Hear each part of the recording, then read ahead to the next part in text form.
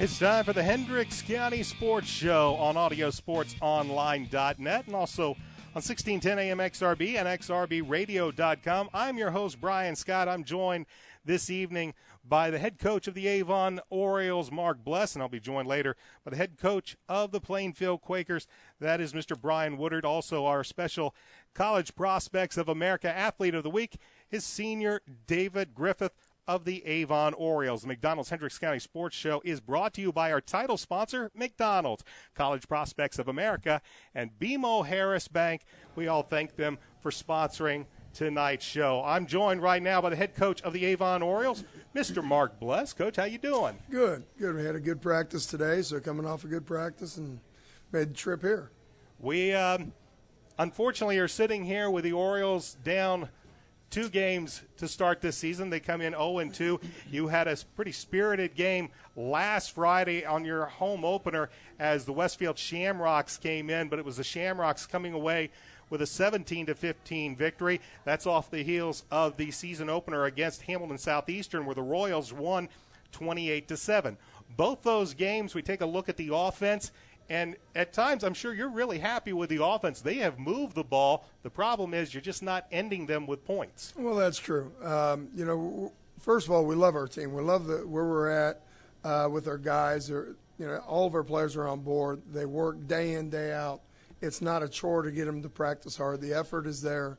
Offensively, we got to be able to convert when we are in the red zone. And for 2 weeks in a row, we have fallen short of that. Now, from week 1 to week 2, I thought we were much better this past week of being able to get in the end zone. But we had 2 other trips, I think, against Westfield in the red zone, especially the final drive, and came up short. So, those are points of emphasis with our offense, and that's what we're working on. We're working with a sophomore quarterback, Brandon Peters, and Coach, a very impressive-looking young man, almost a little bit beyond his years as a sophomore.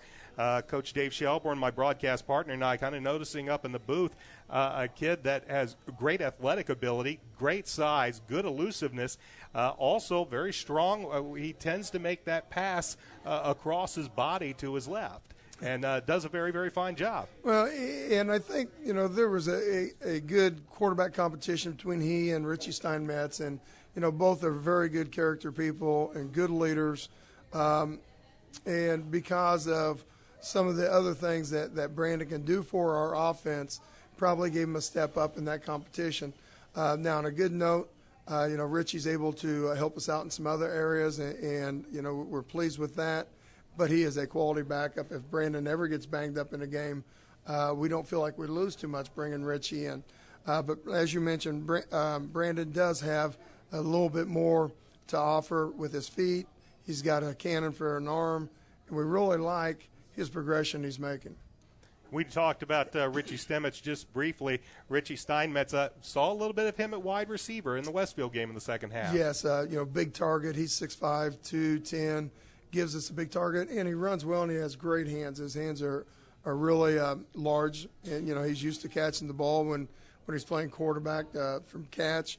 But we really like the opportunity he gives us to have a big body on the field to throw at. Some of your other offensive positives that we've seen through the first 2 weeks, very impressed with wide receiver Sam Bloom. He has been an excellent, especially third down receiver, has the knack for getting just to the sticks, making sure he gets that first down, and he makes some pretty good moves in the open field. Sam is a clutch receiver for us. As you mentioned, he understands our passing concepts and finds the holes to sit down in to be able to convert some of our first downs. He's, like I said, he's got great hands and a good knack to play football. I mean, he's just an intelligent football player. Cress Kimbrough, your other outside wideout, we've been watching this for several weeks, and you've said in practice when it hits, it's pretty. It's pretty much just a simple fly pattern, and with Brandon Peters able to gun it 50 yards, it's just a matter of whether Cress can run under it or not. Yeah, now, Brian, we don't want to give away too many of our secrets here, but yes, and it's going to be obvious when people watch film on us that we do have a deep threat attack with Cress and Brandon throwing the ball to him. Cress has great speed, and he's really learned how to play the position of receiver. You've gotten some very good, especially in the second half of that Westfield game. Tight end Matt Moore was very, very, very critical in that second half. Matt's a sophomore as well, like Brandon, and he's learning every time he steps on the field. Both those two young men met our coaches in the next morning after the game last Saturday at 5 o'clock in the morning to watch film and sit down and learn more. You got to be impressed with the attitude of our younger guys. But Matt's going to be a good one down the road, and he's backed up by a good player in Logan White. And Logan sees the field when we're in double tight, so we feel like we got two pretty quality tight ends. The running game is something that you've had. You definitely look like you're really trying to get that in the works and get that going. Of course, you mentioned in our first show a couple of weeks ago, Derek Tennant. He's out for a few more weeks. You've put Tywan Johnson back there, but the second half of the Hamilton Southeastern game, we saw a lot of David Shaw, Right. And maybe not the fastest runner, but he just simply goes north-south, and he can plow through some people. Where Taiwan's obviously a little bit smaller, but he's got a little bit of quickness. David makes up for it in his size and his power that he runs with. The first week we had David Griffith rotating in a little bit, and then last week because of the heat and humidity, we really didn't want too many of our players going time and a half. But second-guessing it now, I wish we would have used David Griffith a little bit down in the goal line. But really like the way David Shaw has a little bit more to offer us. You've been using that fullback, primarily Thomas Hicks. We've seen Shane Dillahay in there a little bit in your power game. And they're both converted from defense. They both were linebackers that played backup roles last year, so they both converted over. And they have the physical mentality, but it's understanding our concepts where they need to gain some ground. And both of them are making strides. We will rotate and use them throughout. In the second half of the Westfield game, we saw the first half, and it looked like Westfield pretty much controlled the line of scrimmage on both sides of the ball. But in the second half, your defense, especially led by the young man we're going to be talking to a little bit later, David Griffith, I thought Gabe Laxton's did a fine job against Westfield's commitment to Ball State, Devin Reese. And also you got some good help from out of your linebackers. I think Zach Williams played a good game, T.J. Wilson, and you had much better, of course, defensive line play. Yeah, and credit to Westfield and Coach Gilbert. They did a super job coming out, prepared to play, and they started a game with a lot of energy. And that's something we are working on, and I think we're starting to develop that. But, yeah, I think they dominated the line of scrimmage on both sides of the ball, at least the first quarter. I think the mid-second quarter on, we started figuring out. I don't know if we wore them down a little bit or we had a little more persistence, but I was real pleased with the way we played up front on both sides of the ball in the second half. I thought we gained control of the line of scrimmage. Okay, and through the first two games, Orioles 0-2. Some of the we've talked about some of the positives. What are some of the things that you need to work on preparing for Harrison this week? Well, obviously, the two areas that we worked on last week, and we did get better in both, but we're not there yet. And that's not giving up the big play defensively, making the secure tackles offensively, converting on third down, and being able to score in the red zone. When we look back quickly at the Westfield game, I just kind of crossed through my mind, and we talked about this before the show. A lot of fans watched that game, and, of course, you were, as you said, chasing points. A lot of people take advantage that point after kick, but when you miss it, you end up what you have Friday night where you're having to chase a two-point conversion. You fail on the two-point conversion. Now you get a chance with the football late. Unfortunately, a turnover ends the game. Right. Our kicker is a quality kicker. Niles Edwards, and unfortunately for him, we had a block protection in the front with the line, a breakdown there, and they rushed our kicker very hard and very quick. So Niles probably was rushed to try to get the kickoff, which I was surprised they didn't block it in the first place. But then, yes, we missed it. So now you're chasing points, and that's always difficult to do. We thought we had the right play called because we had a mismatch with Sam with his height on a shorter corner. Unfortunately, we didn't place the ball very well. And then, as you mentioned, at the end of the game, that last drive, we're working down the field, and we need a field goal to win, basically. And Niles has done that for us in the past. Last year, went in 2 games for us on a last-second kick. So we have confidence in Niles. Now, we were a little concerned that to us, it looked like a 53-yarder if we didn't convert. So we had a pass play dialed up. And like I said, I think Brandon runs the ball and gives us an option. He got out of the pocket. So now we got a chance for him running to possibly pick up the first down or complete a pass to put us in a little better range, if not the first down. And unfortunately, sophomore mistake, and I'm sure he's going to learn from it. He's gotten away with throwing across his body. We really don't want that, and now he knows why.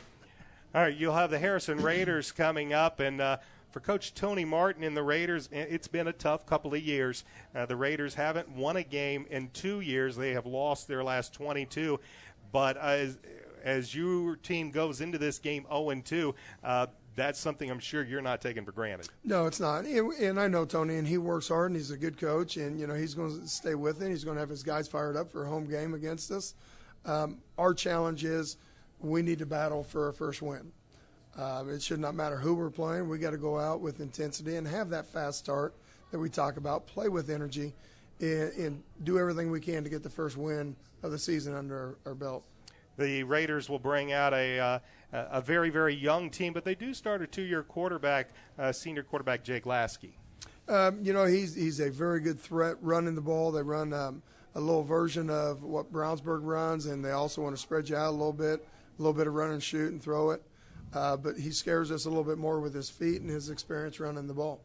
This will be the last year that the Orioles and the rest of the Hoosier Crossroads Conference will play any of the Lafayette schools. The Lafayette schools will be dropped from the league after this year. That means you've got 3 games on your schedule that now have to be filled next year. Who are we looking at bringing in for next season? That's right. We will open up next year with Lawrence Central at home, and then Ben Davis at home, and then I believe it'll be HSE at home. And then we'll go to Brownsburg, and then our other non-conference game would be against Whiteland at Whiteland. So you didn't soften it up. And then the following year, say you're looking at bringing in Plainfield. Yes, we'll open up with Plainfield. They have a second year of their contract next year with Columbus North, so they're not going to break that contract, and we're not going to ask that. We're fortunate to pick up a quality team, obviously, defending state champ in Lawrence Central. And the Quakers head coach, Brian Woodard, we're expecting him in the second half of this show this evening. Harrison, a 4-3 defense. They do return 7 starters, so if they have any type of maybe advantage on their side of the ball, they do bring back some experience in the defense. Right, and they play an aggressive style. They want to blitz linebackers. They want to try to break through some seams, some gap stunts. And, if we're not prepared and if we don't attack their defense, then they could wreak some havoc with their linebacker blitzes. This is the head coach of the Avon Orioles, Mr. Mark Bless. Coach, glad you could join us here on the McDonald's Hendricks County Sports Show. Why don't you tell us who you've brought this evening? Well, this is David Griffith. He's a 3-year starter for us. As a sophomore, was very good in the secondary for us, started every game throughout, I believe, at safety. And then last year was, again, a returning starter on defense. I believe it was week 4 of last year in the Lucas Oil. He had a high ankle sprain, and that's what the doctors told us after the game. The next day he went and got x-rays, found out it was detached ligaments, so he had to have surgery, which unfortunately for David put him out for the rest of the season. And I know that hurt him deeply, but it deeply hurt our defense too, because David's the intelligent quarterback on defense. It gets us all lined up in the correct alignments according to the formations we see. Obviously, he's a great playmaker.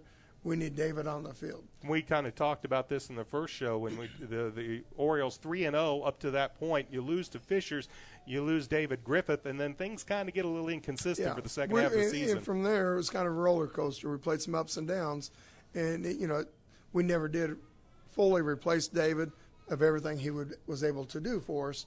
Obviously, we had players that could play, but the mindset that David gives us is just tremendous on our defense.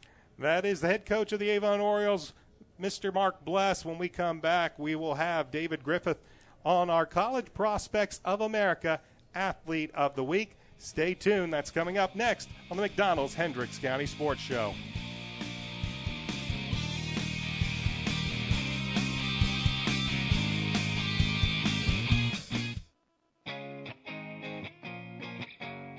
On August 24th, come celebrate the grand reopening of the McDonald's off Raceway Road in Avon.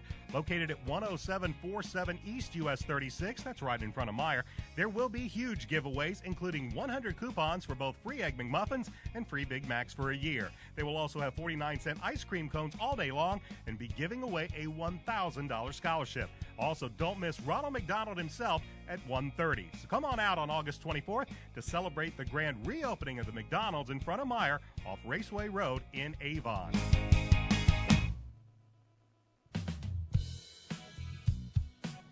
Are you interested in playing a sport at the collegiate level? College Prospects of Central Indiana can help you achieve this dream. Right now, thousands of college coaches are searching for athletes but lack the resources to find them. This includes Division I, II, and III, as well as NAIA and junior colleges. College Prospects can help both male and female student athletes get the best education at the best price that allows them to continue participating in a sport they love. We do this through maximum exposure, providing you with essential tools, video, and unlimited personal guidance during the recruiting process. For complete details on all of our services, ask your local representatives, Bill Verhonick, Megan Egenolf, Joe Palizzi, or Rusty Dimer. You can also visit our website at www.collegeprospectsofcentralindiana.com or contact us at 317-650-4339. We also offer services for gifted students looking for the best fit in academics as well. College Prospects of America can help you achieve your dreams. Since 1984, BMO Harris Bank has grown to become one of the largest banks in the Midwest, serving personal, commercial, and affluent customers. Located locally at 610 West Northfield Drive in Brownsburg, we thank them for their sponsorship of the Hendricks County Coaches Show.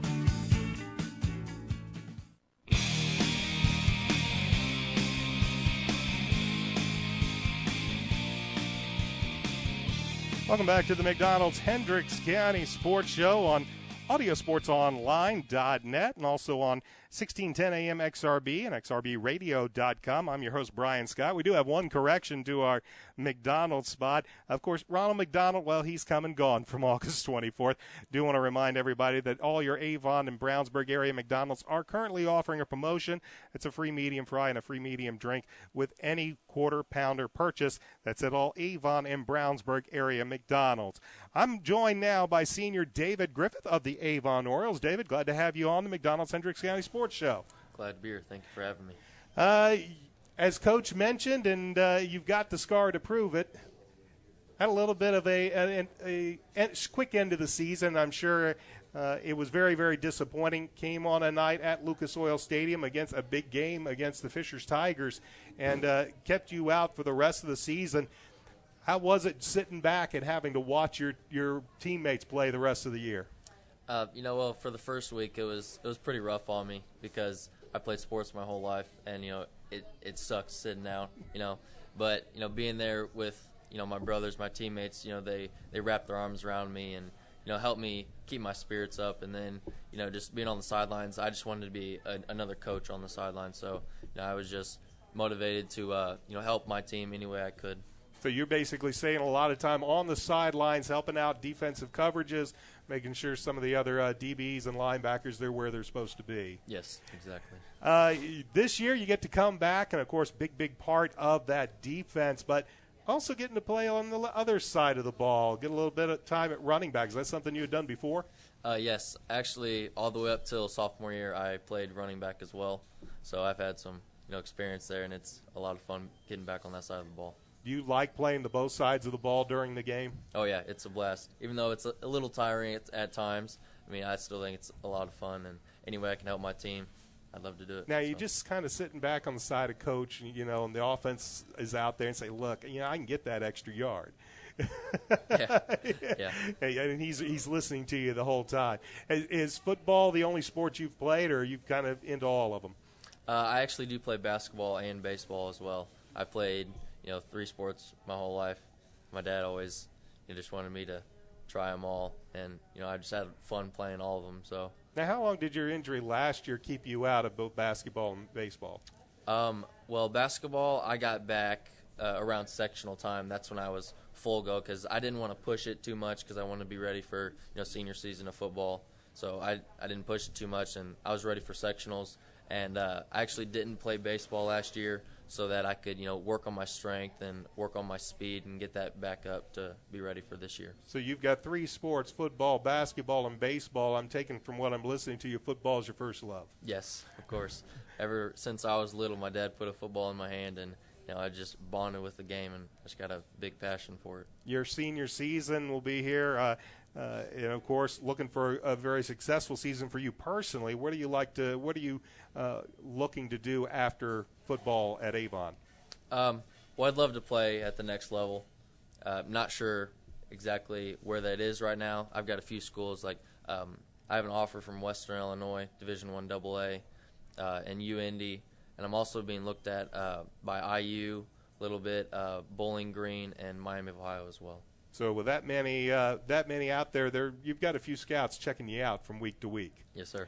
Where have you? I heard the coach mention you're going to be out making a visit this Saturday. Yes, I will be attending the UIndy, University of Indianapolis game. They play Ashland.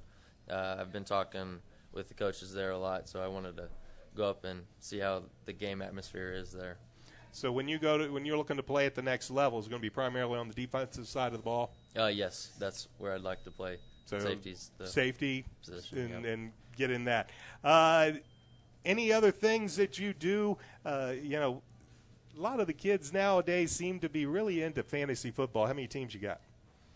Well, actually, I don't have a fantasy team this year. I've had it, the past 2 years, but I didn't get one in time. So you're going to sit out this year and do like the rest of us and just enjoy watching the game instead of fretting over who's doing what on other teams. Exactly.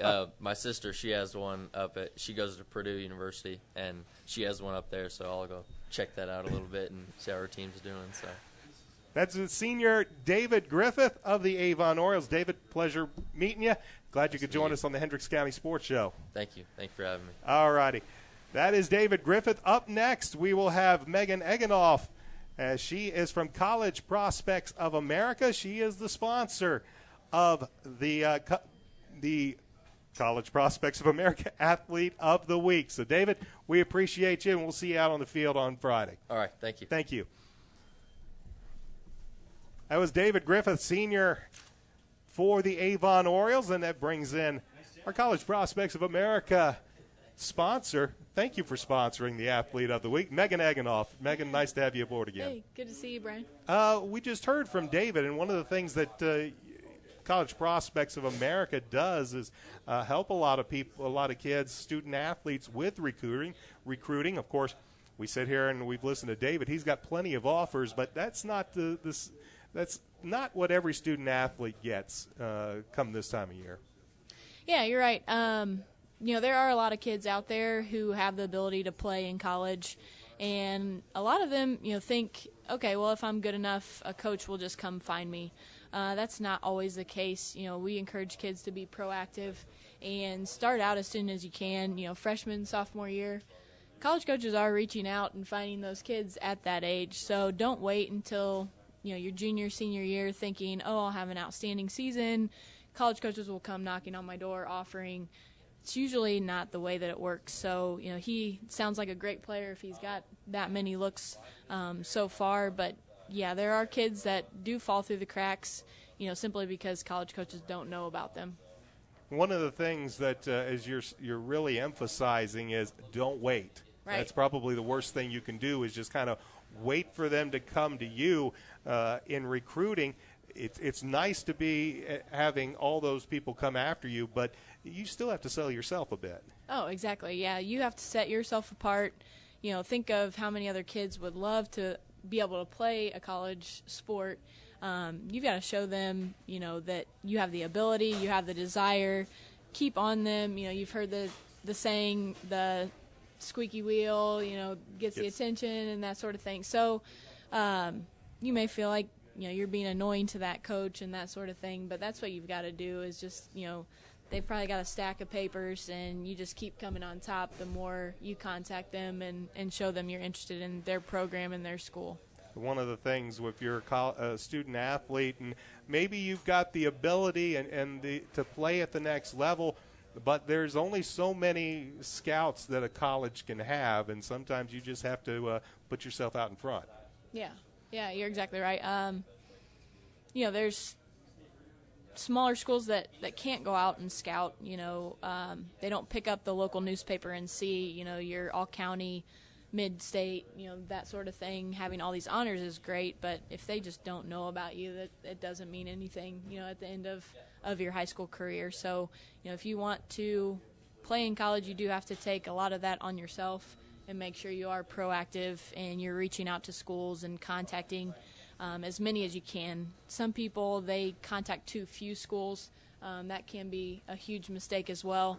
It may not be that school doesn't want you. They may not have room for you on their roster. They may already have, 3 or 4 kids who play your same position, and, they won't be graduating for another couple of years, so they just don't have the money to offer that position at that time. Of course, one of the biggest thing, you want to go and you want to play at the next level, but you're probably what most people are looking for, or what most student athletes, it's the education and getting the tuition and making sure you are covered to not only play but to go to school. Right.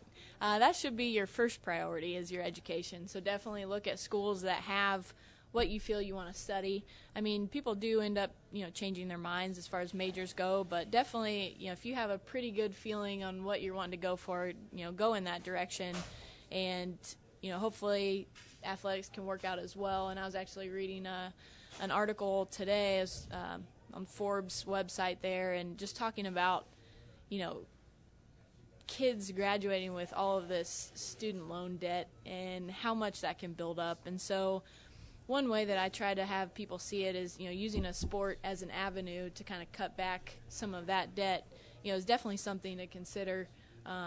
If you have good grades, coaches love seeing that. They can give you money for academics and athletics, so it's definitely something to consider if you really do have that desire to play in college. And what College Prospects of America can do for them is kind of put them in front of several different schools and get several different offers and get the best one to help them continue their education. Right, yeah, that's our main goal. We use mass marketing to help kids achieve those goals, and we found we have a great placement rate. Actually, 95% of the kids in our program do end up getting some sort of scholarship. Now, this is not a full scholarship. We can't guarantee, that you do end up earning that scholarship, but we can guarantee that you will get exposed and you will get contacts from coaches. What's, in wrapping things up, what's some of the biggest keys that you want to make potential student athletes aware of what College Prospects of America can do for them? For starters, if you have any recruiting questions, that is what we focus on. We are experts in the recruiting process. We can tell you exactly how it works. Basically, it's kind of a game. You have to know how to play the game yourself. College coaches are playing that game. What they're telling one athlete, they're probably telling 5 other athletes or more. Playing that game, we can help you with that. What to expect, when you hear from a coach, what you should be doing next. All kinds of different things. Basically, what types of visits you can do, official, unofficial. There's so many different rules as far as the NCAA regulations go. So it just helps having an expert on your side, helping you through that process, and, someone you can lean on, during that time. And that's the biggest thing. This is a process, and it's the best thing is to get the information to help you through the process. Right. That's Megan Egenolf from College Prospects of America. They are the sponsor of the College Prospects of America Athlete of the Week. Megan, thank you. Thanks, Brian. When we come back, we'll have the head coach of the Plainfield Quakers, Mr. Brian Woodard, coming up on the McDonald's Hendricks County Sports Show.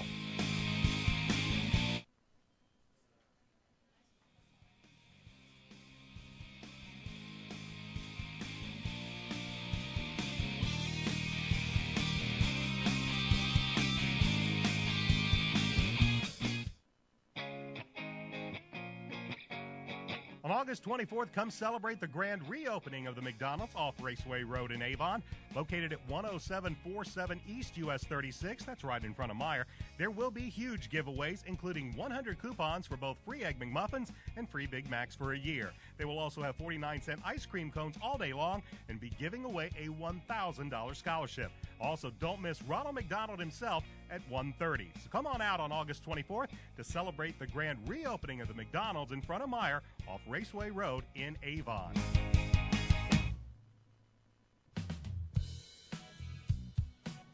Are you interested in playing a sport at the collegiate level? College Prospects of Central Indiana can help you achieve this dream. Right now, thousands of college coaches are searching for athletes but lack the resources to find them. This includes Division I, II, and III, as well as NAIA and junior colleges. College Prospects can help both male and female student athletes get the best education at the best price that allows them to continue participating in a sport they love. We do this through maximum exposure, providing you with essential tools, video, and unlimited personal guidance during the recruiting process. For complete details on all of our services, ask your local representatives, Bill Verhonick, Megan Egenolf, Joe Palizzi, or Rusty Dimer. You can also visit our website at www.collegeprospectsofcentralindiana.com or contact us at 317-650-4339. We also offer services for gifted students looking for the best fit in academics as well. College Prospects of America can help you achieve your dreams. Since 1984, BMO Harris Bank has grown to become one of the largest banks in the Midwest, serving personal, commercial, and affluent customers. Located locally at 610 West Northfield Drive in Brownsburg, we thank them for their sponsorship of the Hendricks County Coaches Show.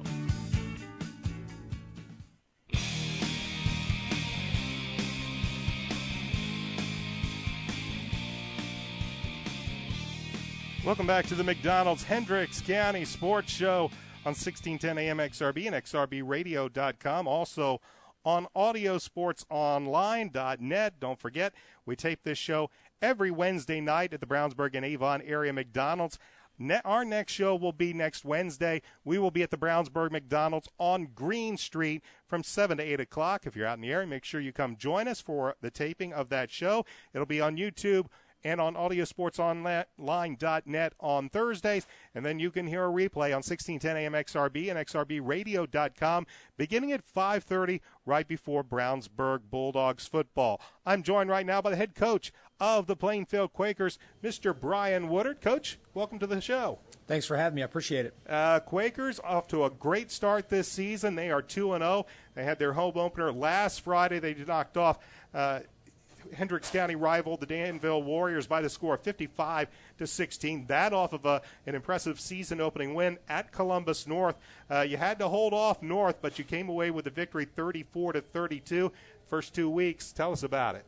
Well, it's great to be 2-0. However, I've reminded our staff and our players that we've started the previous 2 seasons 2-0 as well. And as we were talking just briefly there off the air, we've been in a situation where having some key injuries in both of those seasons has really limited what I felt like we could have done. But those are things that are part of football, and we've always adopted the next man up philosophy of the next player has to be ready to play, and sometimes they're ready to play and sometimes they're not, and that's not always necessarily the player's fault. However, like I said, that's just part of the game. And so far this year, we've done a pretty good job of staying healthy. I think for this Friday's game at Mooresville, we'll be down maybe a starter or two. But hopefully they're not season-ending kind of issues, and they'll be back with us. You mentioned last year you started 2-0 as well, and you and I talked a couple of years ago on a very, very hot day before the season started. Most coaches very strong believers in the off-season and training and getting ready.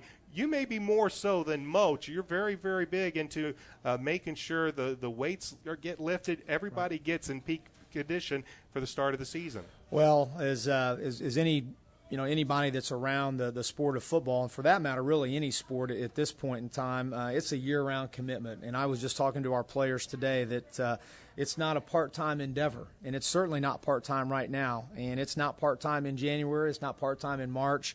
And there are different phases of our program that require different amounts of energy. And the off season is an important time as any.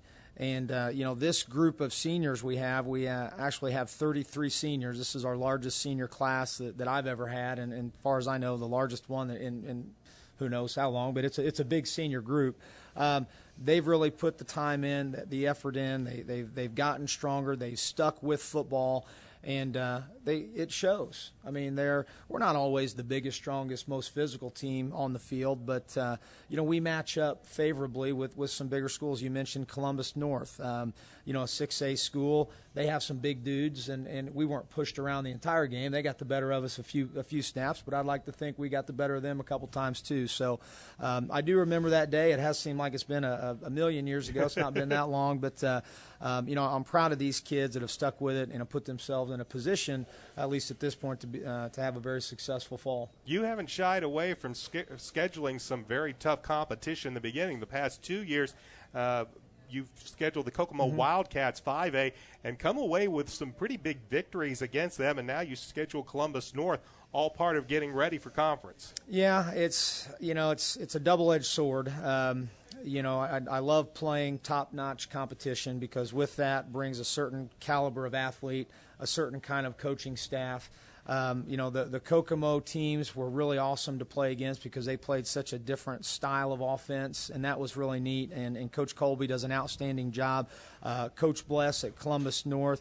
I was scared to death going into the week of preparation for them because every coach I talked to talked about what a phenomenal staff they were and how well coached their kids are. And I was, even though I've been doing it for several years now, I was like, God, we've got to do a better job. We got to outcoach them, and I don't think we certainly didn't outcoach them, but I think it brought out the best in me as a coach, and I guess that's what I'm trying to say, that it does that for you, and here in a couple years we'll add Avon to our schedule, and no better opponent in Central Indiana than they are, and a lot of people would say we're playing out of our league, and we probably are a little bit, and.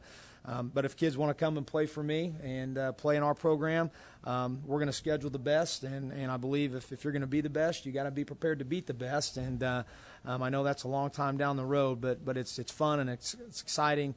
And I think our fans enjoy those kind of rivalries. It's been a long time since we played a team like Avon. We started scrimmage in Brownsburg a couple years ago, so that was a really neat addition. And we've been playing Danville since 2005, so it's kind of nice to see some of those traditional rivalries come back to the county. I grew up playing high school football for Jim Kaiser at Avon High School, and you're playing the Plainfields and the Brownsburgs and those kind of guys. It's kind of a neat thing now that that's an opportunity for those schools. Is that something when Avon comes, you're still going to try to keep that Danville game on the schedule to where you're going to – it will be a nice three Hendricks County schools and a nice little rivalry there. Yeah, that's certainly the plan. We want to stay with Danville, and I – we'll just have to see how the Avon game goes and see how things work. They're really good, and I know that, and Coach Bless knows that, and I'm sure he's a lot happier about having us on his schedule than I am about having them because the disparity in programs is evident, and that's to take nothing away from our kids, but that's just the difference in numbers. Do you really feel there's that much of a disparity? Because Plainfield was I think 25, 50 students away from being 5A? We would have been 5A had Columbus Cathedral not bumped up. But just in terms of sheer enrollment, I can't remember the exact numbers of kids, but the numbers of kids that Mark has in his freshman group will probably double, if not triple, the number that we have. And when you look at it from that perspective, every 500 kids in enrollment that you have over Plainfield, I look at that as having another 20 football players because that's another class of what we would have. So it is a huge difference, and it's just hard to compete with those schools because just in terms of sheer numbers and depth. Let's talk about some of the players that you currently have, and we'll start off with senior quarterback Brady Nichols. He's thrown 4 TDs in 2 games and has really been a solid player for you these first 2 games. He has. We always ask our quarterbacks to manage the game, and Brady's done a nice job of managing the game and at the same time making plays for us down the field. We feel like we have a receiving core that is not only sure-handed but can go up and fight for footballs and go down and stretch the field, and we've been able to do that for a couple weeks here, and we're really happy with what he's done. He's a first-year starter, had a few snaps last year. So it's been great to see Brady really have a good start to his senior season. You've also got a couple of running backs that have played very well. Josh Miller, 4 touchdowns in the 2 games, including 1 on defense, and Jacob Maple also with 3 touchdowns. Running game been very effective. Yeah, it's a very interesting pair back there. Josh is the senior, one of the strongest players pound for pound I've ever coached. He's about 175 pound kid that is just super strong, super quick, great track athlete, won the 100 here in the county. And then Jacob Maple would kind of put you in the mind of maybe an Eric Dickerson, kind of a taller back. Maybe he always doesn't look like he's running really fast, but all is chewing up yards because he is a taller kid, 3-sport kid, track athlete as well as a basketball player. Very tough gig to come in and dot the I as a sophomore and carry the ball as many times as he's carried it and done a fantastic job. You talked about your wide receiver core, and, of course, one of the I know a 3-year starter is junior Garrett Patton. Mm-hmm. Yeah, Garrett is a big play guy, no question. Has been a guy that's been with us for a long time. Came in and started as a freshman, got a lot of big minutes that year, and has really grown into his role. And started off so far picking up right where he left off last year.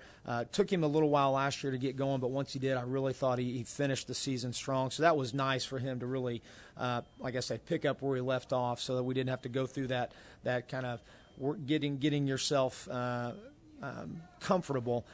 That's been nice because I think Brady enjoys throwing to Garrett, and Garrett certainly enjoys catching touchdown passes from Brady. Talk a few about a couple of the other wide receivers on this team. Well, I tell you, the one kid that we really think a lot of is Ricardo Dubecki. Great route runner, not the fastest guy, he's not going to blow by you, but really does a nice job of catching the football. And a new kid, first-year player, senior, unfortunately, James Mayberry. James is a basketball player, will be a basketball player for us this winter, super fast, just a really coachable kid, and I think while he's not done a lot this year, I think is primed and ready to kind of grow into that role as being a backup and maybe see more minutes. And then my final guy, Tyler Kinman, great program kid, lifted really hard, done all the things he should have been doing in the offseason to put himself in a position to where he can help and contribute. Of course, none of this gets done without a good offensive line. Well, we always joke, we have a new offensive coordinator this year, a young guy, Nathan Ellis. Actually, Nathan was a 3-sport star at Plainfield, and we were able to recruit him to come back and coach for us. And we always talk about protection and how we're going to protect things, because all the route combinations and all the neat things you do with wide receivers and quarterbacks aren't possible unless you're protecting things up front. And we have a very good offensive line. I don't think they're great. Hopefully they'll get to great this year. But I think they've really made significant strides here the past couple of weeks. Tyler Kurt is our center. He's flanked by 2 seniors, Tyler Garzinski and Cameron Lusk. And then 2 more seniors outside of them at the tackles, Bobby Jensen and Kyle Roy. And then Gabe Burkhardt is our tight end. So you've got a group of all seniors there. They've got a lot of starts between them, not necessarily at offense, but maybe at defense. We move some guys around in the offseason, and so far they're doing a really nice job. Let's talk about some of your standouts on defense. Well, our defense has been remarkable, I think, this year. They've given up some big plays, definitely in the Columbus North game. But we moved away from, we've been a 4-4 team for as long as I've been at Plainfield. And this year we made a move to change some things up, and we're still an even front team, but we now a little bit more diverse in terms of our coverages. And Josh Miller, you mentioned him earlier, has done an outstanding job from his strong safety position.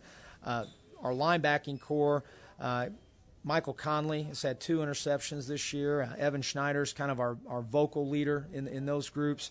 And we've got a couple guys inside.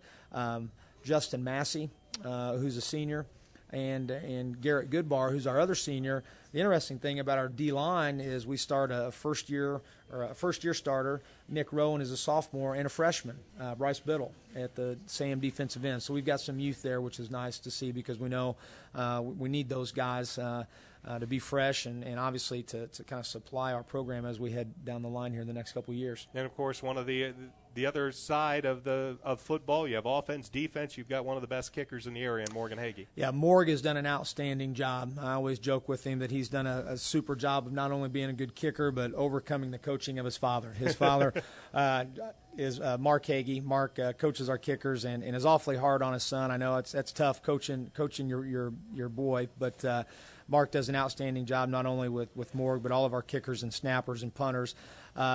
But I tell you what, we've been really fortunate. We've had some just fantastic kickers at Plainfield.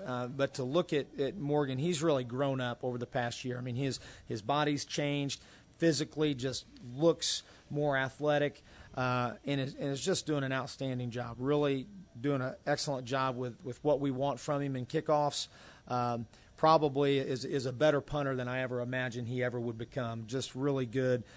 He missed a field goal this past Friday night. I know that's really got him ticked off, and he'll probably be upset that I'm mentioning it now. But I know when the time comes, Morgan's going to win some football games for us by his foot, whether it's punting or kicking. 2-0 coming into this week. I'm talking to the head coach of the Plainfield Quakers, Mr. Brian Woodard. They will take on the Mooresville Pioneers. That's a game at Mooresville. Pioneers 0-2, and for Coach Chad Dockery in his second year, it's kind of tough when you've gone 2 games and you haven't scored a point. When you're as a coach and you've gone 2 games and you're just sitting there figuring out, can you watch their game film and say, I have a feeling we have no idea what we're going to see this week?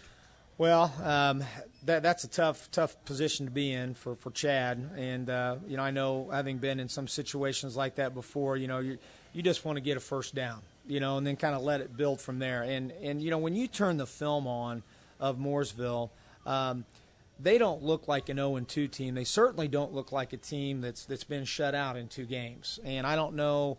I'm not in their locker room. I'm not at their practices. I can only tell what I can see from the game film. But they play with emotion. They're doing all the right things, and I just hope they don't get it figured out this week. No offense against the Mooresville folks, but I know it's very difficult. We want them to have success, but like I said, just not this week, not against us. As you've said, I know a couple of years ago the Quakers got to a good start, and then you said injuries came, and it was a really, really rough year to finish that one out. As a coach, when you're, as you said, just looking for that first down, at what point do you just start pulling things out of your back pocket and say, well, we've tried this for 3 weeks, now let's if we need to pull a rabbit out of the hat and try a few different plays, what do you put in? Well, that's a really good question. I think that depends on the philosophy of your program and the kids that you've got, your younger kids. We felt like at that time when we were staring down the barrel of a 2-win season, which is what it became, we felt like we had kids, these seniors, in the program that we didn't want to start inventing the offense of the week or the defense of the week. And we could have probably done that and maybe even eked out a win or 2. The thing with that year, we were close in a lot of games. Yes, so we felt like, if we stick to the course, we stay the course, we keep doing the right things, the chips will fall our way. Well, they never did. Looking back, should we have been a little bit more, maybe more risk-taking? Probably. I'm a pretty conservative coach, and I've always felt that, you win games with great defense and controlling the clock, and obviously that didn't work as well for us that year as we would have liked it to. But I guess at the time I just felt like you stay the course, you do the things that you feel like you need to do, you come back out, you practice, you work hard. At the end of the day, winning games in football is important. There's no question. Otherwise, I wouldn't be tasked with the job I am. But, I hope those seniors that year and that 2-8 year learn something more than just football. And so that's why we kind of felt like we needed to stay the course. This Mid-State Conference, you take a look at some of the teams in there. Of course, Plainfield already 89 points in 2 games. But part of you has to look out, and you've got Martinsville has scored 108, and Decatur Central, for Coach Dixon, you got to – I don't know, Coach, what you would do when you've scored 128 points, and then that basketball game against Barry Meridian, 83-78, you've scored 128 points in 2 games, but given up 141. What part of you just sits there and goes, hair's losing? Yeah, I'm going to probably spend a little bit more time with our defensive staff on Saturdays. I like Coach Dixon. He does a fantastic job. And, sometimes you get into those shootout kind of games where nobody plays any defense. I mean, our Columbus North game, it was 10-6 at halftime, and it was, I think, 10-6 headed into the fourth quarter, and all of a sudden you just had this explosion of points. So, if you've coached long enough, you're going to find yourself in those situations. And, as far as offensive productivity and output in our conference, I mean, there's some really good offenses. I mean, there might not be anybody as good as Martinsville right now, and I'm not sure if there's anybody that has a better stable of quarterbacks than Martinsville does. I mean, they've got some dudes that can throw it. Coach Cuttriff has a phenomenal system for those guys, and you mentioned Decatur Central. They have some Division I talent on their team, and it's just it's a tough thing. When I talk about our conference, it's not the MIC, it's not Conference Indiana, but all that stuff is all relative. Right. I mean, and by that I mean if we don't show up ready to play on Friday night, you're going to get embarrassed in our conference, and or you're going to have a big shootout like Decatur Central said. I mean, they can put some points on you. We saw that last year at the final game of the season. Greenwood, who had pretty much rolled through the conference, they go into Whiteland, and Whiteland comes up with a big victory. Yeah, and that's a team we've not talked about, but Coach Fisher always is very well prepared guy, has a great scheme offensively and defensively, and has a strong team. We competed with them at the Ben Davis lifting contest way back in February, I guess it was. So we kind of know a little bit about them, but they're always tough to play, and we have to go to their place. It's funny, I don't think we've gone to Whiteland since maybe 2008, just by the combination of playing at Lucas Oil at one time and the way it's worked out. So it's been a long time since we played down there, and as I remember, it's a really tough place to win. It's the coach of the Plainfield Quakers, Mr. Brian Woodard. They will take on the Mooresville Pioneers. That's a game you can watch right here on audiosportsonline.net, also through xrbradio.com. Coach, thank you for coming out to the McDonald's Hendricks County Sports Show. It's been a pleasure. Thank you. All right, we're going to take a quick look around the what is happening in Hendricks County this week. And we've talked to the coaches of both Avon and Plainfield. They have their games this week. Talked to Coach Mark Bless. They will be taking on the Harrison Raiders this week. And, of course, we just talked to the head coach of the Plainfield Quakers, Mr. Brian Woodard. They will be taking on the Mooresville Pioneers. The Brownsburg Bulldogs, they'll be looking to bounce back after a loss last week. Head coach Brett Comer had the Bulldogs watch them fall to the Noblesville Millers by the score of 26-6. Noblesville, maybe the surprise team in Class 6A. They defeated the Fishers Tigers in their home opener, and then went on the road, then took on the Bulldogs and knocked off Brownsburg. So Noblesville 2-0 right now. The Bulldogs fell to number 16 in Class 6A. No easy task for the Bulldogs this week. They will have to take on the Hamilton Southeastern Royals, currently ranked 13th. Hamilton Southeastern played Fishers last week, and the Royals lost to the Tigers 51-31. That was a game that started on Friday night, had to be continued on Saturday, and it was the Tigers getting a big play on the opening play of the resumption of the game on Saturday for a 71-yard touchdown, and the Tigers go on to beat the Royals. So Coach Scott May, he'll be looking for a big bounce back as they welcome the Bulldogs in on Friday night. Danville will host Crawfordsville. Warriors looking for their first win of the season. And for Coach Russ Sumner, it's been the defense especially that has been the problem for the Warriors. They've given up over 59 points per game while only managing 12 points. They just played the Plainfield Quakers. As we talked to the head coach, Brian Woodard, they fell to Plainfield by the score of 55-16. They'll be taking on an Athenians team also looking for their first win of the season. They had it kind of tough on Friday. They lost to Brebeuf Jesuit by the score of 78-0. And over the last 15 years, this has been heavily in favor of the Warriors. They're 14-2 over that period. Tri-West looking for they got the bounce-back win last Friday. They defeated the Eagles of South Putnam 22-7. They won't have an easy task. They'll have to go play Lebanon, Class 4A. Lebanon, the Tigers, well, they're 2-0 after winning against Greenfield Central on Friday night by the score of 30-13. Defense, that's been the Tigers' strength. Only have given up just over 6 points per game. Meanwhile, Tri-West, they're scoring a little over 18 points, but they're giving up 16. They are 1-1 on the season. And the Cascade Cadets, they are 1-1 after falling to the Monrovia Bulldogs last Friday by the score of 36-28. They will be taking on the North Putnam Cougars. The Cougars are 0-2 this year. They came off of a loss to Southmont by the score of 18-0. North Putnam has only managed averaging 6 points in their first 2 games while giving up almost 26 points.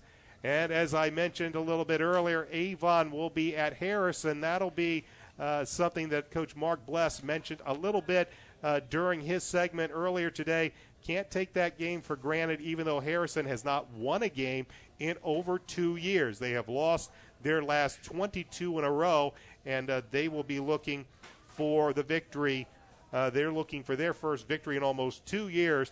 So Avon will definitely also look for their first win, also looking to start getting on a winning track. Let's take a quick look at the conferences. In the Hoosier Crossroads Conference, Noblesville and Westfield, well, they're perfect. They're 2-0, and then there's a big pack at 1-1. That includes the Bulldogs of Brownsburg, Fishers, Hamilton Southeastern, Lafayette, Jeff, McCutcheon, and Zionsville. Avon and Harrison look for their first wins each. Of course, as I mentioned, they play each other this week. Brownsburg at Hamilton Southeastern. McCutcheon is at Lafayette Jefferson. Noblesville is at Zionsville. And Fishers will take on the Westfield Shamrocks. Shamrocks defeated Avon last week 17-15. A very, very experienced crew.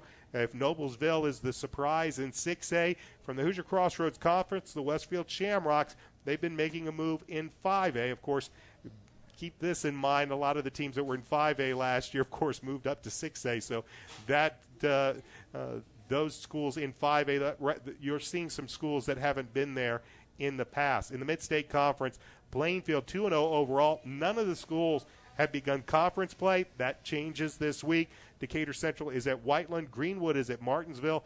Howe is at Franklin. And Plainfield, as I mentioned earlier, they are at Mooresville. You have 3 teams at the top of the Mid-State, all undefeated through 2 weeks, Franklin, Martinsville, and Plainfield. Greenwood and Whiteland are 1-1 in Decatur Central, and Mooresville are 0-2. And as I mentioned, you take a look at some of these teams in the Mid-State. Martinsville averaging over 50 points a game. Decatur Central averaging over 60 points a game. But for the Hawks, their big problem, they're giving up almost 70 points per contest, and that's why they are 0-2. Now look at the Sagamore Conference. They find the Tigers, North Montgomery, and Western Boone all 2-0, with Southmont and Tri-West 1-1. Crawfordsville, Danville, and Frankfort are 0-2. Nobody has played a conference game yet. That changes this week, as Crawfordsville will be at Danville, Frankfort at Western Boone, Southmont is at North Montgomery, and Tri-West is at Lebanon. And finally, we'll take a look at the West Central Conference. You've got one team that has won both of their games to start this season. That is Greencastle, 2-0. Monrovia is 1-1. South Putnam 1-1. Cloverdale and North Putnam are 0-2, and the Cascade Cadets are 1-1. But their loss last week to Monrovia gave them their first loss in the conference. They are 0-1. Greencastle is 1-0. Monrovia, they played 2 conference games. They are 1-1 on the season. This week we'll have Greencastle at Edgewood. Monrovia is at Cloverdale.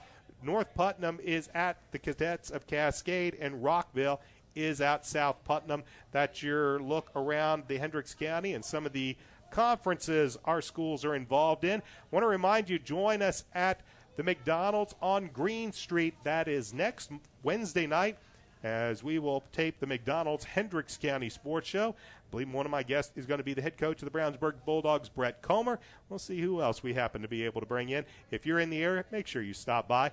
Again, you can watch the video podcast of the McDonald's Hendricks County Sports Show. That's every Thursday on audiosportsonline.net. Also, look for our YouTube channel Go to YouTube, search Audio Sports Online. You'll find all of our video webcast of the McDonald's Hendricks County Sports Show, as well as some of our other games. And, of course, you can hear a replay of tonight's broadcast on 1610 AM XRB and XRBradio.com. Those are Fridays at 5:30, right before Brownsburg Bulldog football. Our sponsors of the McDonald's Hendricks County Sports Show is our title sponsor, McDonald's. I'd like to thank College Prospects of America for presenting our student athlete of the week, presented by College Prospects of America and BMO Harris Bank.